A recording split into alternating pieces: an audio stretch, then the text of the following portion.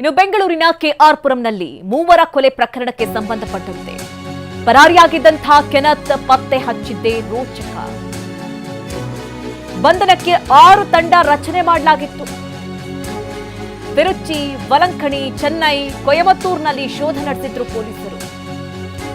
ಈ ಕೆನತ್ಗಾಗಿ ಹುಡುಕಾಟವನ್ನ ನಡೆಸಿದ್ರು.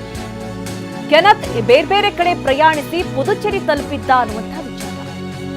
ಕೆನತ್ ಪ್ರಯಾಣದ ಬಗ್ಗೆ ಪೊಲೀಸರು ಲೆಕ್ಕಾಚಾರ ಹಾಕಿದ್ರು. ತಕ್ಷಣ ಕೆನತ್ ಬೆನ್ನು ಬಿದ್ದಂತಹ ಪೊಲೀಸರು ಆತನನ್ನ ಸದ್ಯ ಬಂಧಿಸಿದ್ದಾರೆ.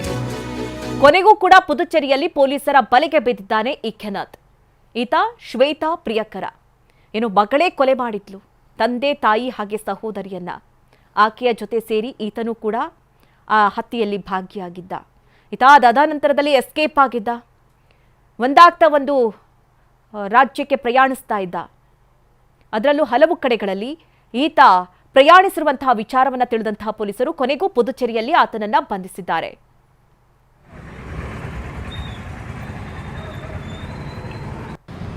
ಇನ್ನು ಲಿಕ್ಕರ್ ಔಟ್ಲೆಟ್ನಲ್ಲಿ ಎಣ್ಣೆ ಕುಡಿತಾ ಇದ್ದಂತಹ ಆರೋಪಿ ಕೆನತ್. ನೋಡಿ, ಈ ವೇಳೆ ಆರೋಪಿ ಬಗ್ಗೆ ಪೊಲೀಸರು ಸ್ಥಳೀಯರಿಂದ ಮಾಹಿತಿಯನ್ನು ಪಡೆದುಕೊಳ್ತಾರೆ. ಪುದುಚೇರಿಯ ಬೋರ್ಲೇನ್ಪೇಟೆ ಪೊಲೀಸರಿಂದ ಕೆನತ್ ಹಿಡಿಯಲು ಯತ್ನವನ್ನ ಮಾಡಲಾಗುತ್ತೆ. ಇನ್ನು ಪೊಲೀಸರನ್ನ ಕಂಡು ಪರಾರಿಯಾಗೋದಕ್ಕೆ ಈತ ಯತ್ನಿಸಿದ್ದ ಅನ್ನುವಂತಹ ವಿಚಾರ. ಬೆನ್ನಹತ್ತಿ ಹೋಗಿ ಆರೋಪಿ ಕೆನತ್ ಅನ್ನ ಎಎಸ್ಐ ರಾಮಲಿಂಗಂ ಹಿಡಿದಿದ್ದಾರೆ.